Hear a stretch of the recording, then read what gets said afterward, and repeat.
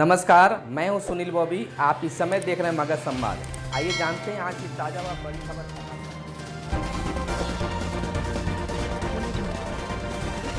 आज 19 जून 2020 है। आइए पहले फटाफट अंदाज में शुरुआत करते हैं बिहार की ताजा व बड़ी खबरों से। बिहार विधानसभा चुनाव में प्रति 1000 वोट पर एक बूथ बनेंगे। बिहार विधानसभा चुनाव में एक बूथ पर अधिकतम 1000 मतदाता ही मतदान करेंगे। जिन बूथों पर 1000 से अधिक मतदाता हैं, वहां पर सहायक मतदान केंद्र का गठन किया जाएगा। भारत निर्वाचन आयोग ने बिहार के मुख्य निर्वाचन पदाधिकारी के प्रस्ताव को गुरुवार को सहमति दे दी है। अब सभी जिला 1000 मतदाताओं पर ही एक बूथ का गठन करेंगे। यह माना जा रहा है कि हर बूथ पर मतदाताओं की संख्या 1000 निर्धारित होने के बाद करीब 30 से 35% अतिरिक्त बूथों का गठन किया जाएगा। उप मुख्य निर्वाचन पदाधिकारी बैजूनाथ कुमार सिंह ने इसकी जानकारी दी। फिलहाल बिहार में बूथों की कुल संख्या 72,723 है। इनकी संख्या बढ़कर 1 लाख को पार कर जाएगी। बता दें कि वर्तमान स्थिति में ग्रामीण क्षेत्रों में 1200 मतदाताओं पर एक बूथ, जबकि शहरी क्षेत्रों में 1400 मतदाताओं पर एक मतदान केंद्र का गठन किया गया है। 740 पदों पर होगी अस्थायी बहाली।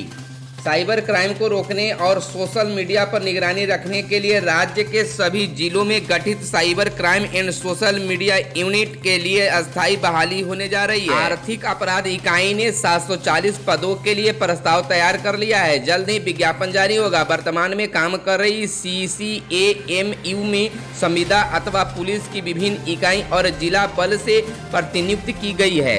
साइबर एवं सोशल मीडिया से जुड़े अपराधों को कंट्रोल करने और मामलों की जांच के लिए राज्य भर में 74 CCSMU की स्थापना की जा रही है। सरकार के निर्णय के अनुसार 20 थानों वालों जिलों में एक 40 थाने वालों में 2 और 40 से 60 थाने वाले जिलों में 3 यूनिट स्थापित करने का लक्ष्य है। बता दें कि प्रत्येक यूनिट में एक इंस्पेक्टर, एक प्रोग्रामर, 3 दरोगा, 3 डाटा सहायक और 2 सिपाहियों की अस्थायी नियुक्ति की प्रक्रिया शुरू कर दी गई है।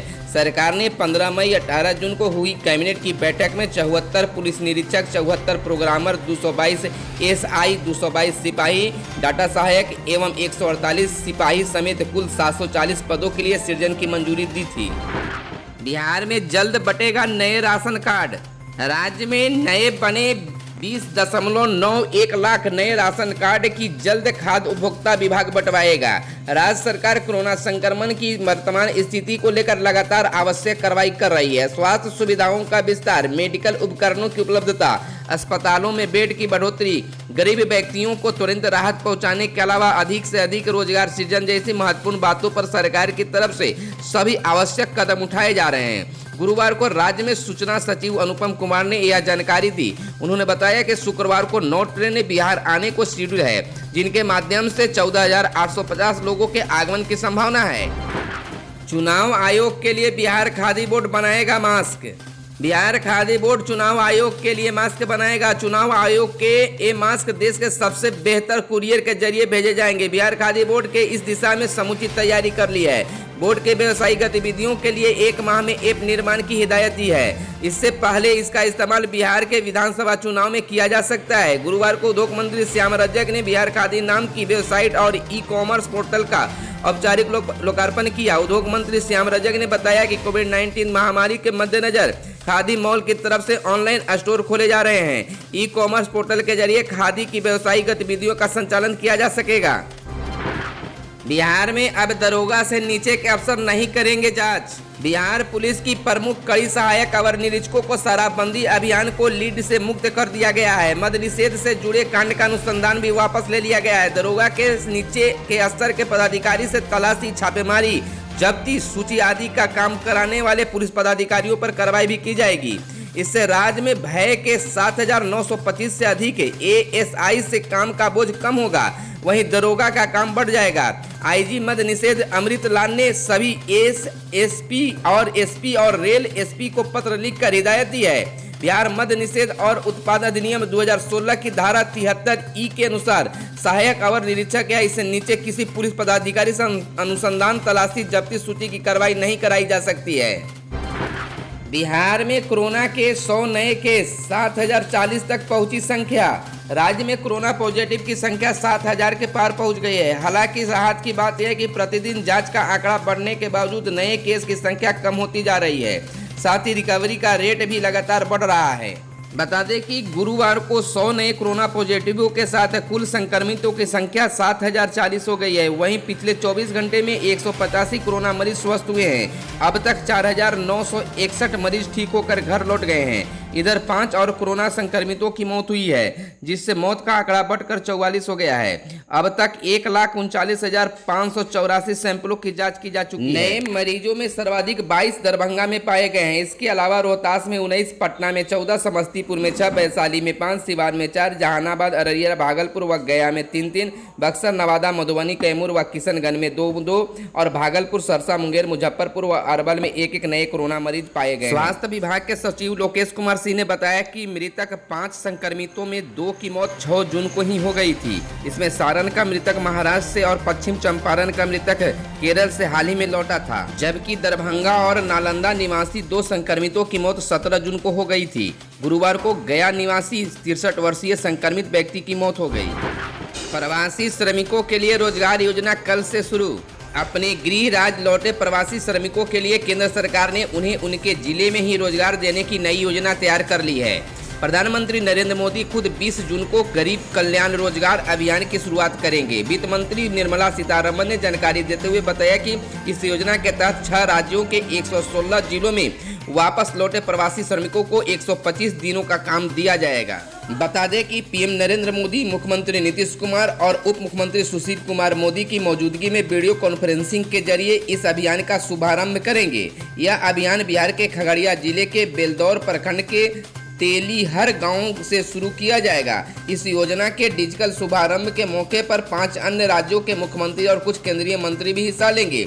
वित्त मंत्री ने यह भी बताया कि इस योजना के तहत 25,000 से ज्यादा लौटे श्रमिकों वाले जिलों के लिए चयन किया गया है, जिसमें 6 राज्यों के 27 आकांक्षापूर्ण जिले भी शामिल हैं। सरकार के मुताबिक बिहार के 32, उत्तर प्रदेश के 31, मध्य प्रदेश के 24, राजस्थान के 22, उड़ीसा के 4 और झारखंड के 3 जिलों में योजना काम करेगी। प्रवासी श्रमिकों को रोजगार देने का ब्लूप्रिंट पेश करते हुए वित्त मंत्री ने यह भी कहा है कि भविष्य में हालत को देखते हुए काम के दिनों की समीक्षा करके उन्हें बढ़ाने का विकल्प भी सरकार के सामने खुला हुआ है। साथ ही उन्होंने यह भी कहा है कि योजना के तहत हर जिले में कम से कम 25,000 प्रवासी श्रमिकों को काम मिलेगा।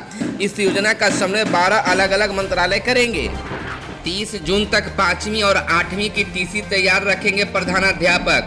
स्कूल खुलते ही हो नामांकन, इसलिए सभी डीईओ ने दी निर्देश। नामांकन के समय बच्चों का अकाउंट नंबर लेना अनिवार्य। बिहार शिक्षा विभाग ने सरकारी स्कूलों के खुलते ही नामांकन शुरू हो सके, इसकी तैयारी शुरू कर दी है। मध्य विद्यालय और माध्यमिक विद्यालय की पहली कक्षा में विद्यालय प्रत्याग प्रमाण पत्र टीसी नामांकन में बाधक न बन सके, इसे लेकर दिशा निर्देश जारी कर दिए गए हैं। शिक्षा विभाग के अपर मुख्य सचिव RK महाजन ने गुरुवार को सभी जिला शिक्षा पदाधिकारियों को निर्देश दिया है कि सभी संबंधित विद्यालयों के प्रधानाध्यापक, प्रधान शिक्षक कक्षा 5 और कक्षा से प्रोन्नत बच्चों को टीसी 30 जून तक बनाकर अपने पास सुरक्षित रखें, ताकि विद्यालय खुलने पर बच्चों को 6ठी और 9वीं में एडमिशन आसानी से हो जाए। श्री महाजन ने कहा है कि शिक्षा विभाग ने अपने 8 अप्रैल 2020 के आदेश से पहली से 11वीं के सभी बच्चों को बिना वार्षिक परीक्षा लिए अगली कक्षा में प्रोन्नति दे दी है। सरकार से निर्देश मिलने पर ही स्कूल खुलेंगे। कक्षा आरंभ करने से पूर्व सभी डीईओ को नामांकन के लिए रणनीति बनानी होगी। उप मुख्यमंत्री सुशील कुमार मोदी ने कहा, छात्रों को उपलब्ध कराया जाएगा टैब। मनाया गया AN कॉलेज का स्थापना दिवस, डिप्टी सीएम ने किया संबोधित। आने वाले समय में ऑनलाइन शिक्षा का दायरा बढ़ेगा। इसको देखते हुए आने वाले दिनों में छात्रों को टैब उपलब्ध करवाए जाने का प्रयत्न किया जाएगा। कोविड-19 के इस चुनौती को हमें अवसर में परिवर्तित करना चाहिए। यह बातें बिहार के उप मुख्यमंत्री सुशील कुमार मोदी ने कही। वह गुरुवार को AN कॉलेज पटना के 64वें स्थापना दिवस अनुग्रह नारायण सिन्हा की 133वीं जयंती के मौके पर कार्यक्रम को संबोधित कर रहे थे। स्थापना दिवस के सभी कार्यक्रम ऑनलाइन हुए। उन्होंने महाविद्यालय के प्रचार से कॉलेज खुलने के उपरांत मास्क लगाने तथा सोशल डिस्टेंसिंग का पूर्ण पालन करने हेतु उपाय करने को कहा। बिहार सरकार और भारत सरकार के द्वारा ऑनलाइन पढ़ाई हेतु दूरदर्शन वेबसाइट तथा ऐप के माध्यम से चलाए जाने वाले विभिन्न कोर्स की भी जानकारी दी। उप मुख्यमंत्री ने कहा है कि अनुग्रह बाबू द्वारा बिहार के विकास में योगदान महत्वपूर्ण है। शिक्षकों के साथ वार्ता की पेशकश। नियोजित शिक्षकों की समस्याओं पर बिहार राज्य शिक्षक संघर्ष समन्वय समिति ने वार्ता की तिथि तय करने का आग्रह शिक्षा विभाग से किया है। इस बाबत बिहार राज्य शिक्षक संघर्ष समन्वय समिति के संयोजक ब्रजनंदन शर्मा ने शिक्षा विभाग के अपर मुख्य सचिव को गुरुवार को पत्र लिखा है। वार्ता के लिए जिन बिंदुओं का जिक्र किया गया है उनमें वेतनमान एवं सेवा शर्त, अनुकंपा तथा भविष्य निधि एवं ग्रुप बीमा का लाभ शामिल है। उल्लेखनीय है कि बिहार राज्य शिक्षक संघर्ष समन्वय समिति ने अपनी 17 फरवरी से चल रही हड़ताल शिक्षा विभाग के लिखित अनुरोध पर 4 मई को समाप्त की है। बताते चले कि शिक्षा विभाग ने नियोजित शिक्षकों को आश्वस्त किया था कि स्थिति सामान्य होने के बाद वार्ता होगी, लेकिन अब तक शिक्षा विभाग के द्वारा वार्ता को लेकर कोई पहल नहीं किया गया है, जिसको लेकर नियोजित शिक्षकों में आक्रोश धीरे धीरे बनते जा रहा है। राष्ट्रीय शिक्षक पुरस्कार के लिए 6 तक नामांकन। राष्ट्रीय शिक्षक पुरस्कार के लिए ऑनलाइन स्वयं नामांकन की अंतिम तिथि 6 जुलाई है। ऑनलाइन स्वयं नामांकन के लिए वेब पोर्टल खुला हुआ है। यह जानकारी केंद्रीय मानव संसाधन विकास मंत्रालय के स्कूली शिक्षा एवं साक्षरता विभाग के संयुक्त सचिव आरसी मीना ने शिक्षा विभाग को दी है। उल्लेखनीय है कि राष्ट्रीय शिक्षक पुरस्कार के लिए शिक्षकों के चयन की प्रक्रिया में वर्ष 2018 से बदलाव कर उन्हें पारदर्शी बनाया गया है। खबरों में आज बस इतना ही। अगर ये वीडियो आपको पसंद आया हो तो लाइक शेयर कमेंट जरूर करेंगे। अगर अब तक हमारे चैनल को आपने सब्सक्राइब नहीं किया तो चैनल को कर ले सब्सक्राइब, ताकि बिहार के साथ देश दुनिया की खबरों से आप रहे अपडेट। धन्यवाद। जय हिंद, जय भारत, वंदे मातरम।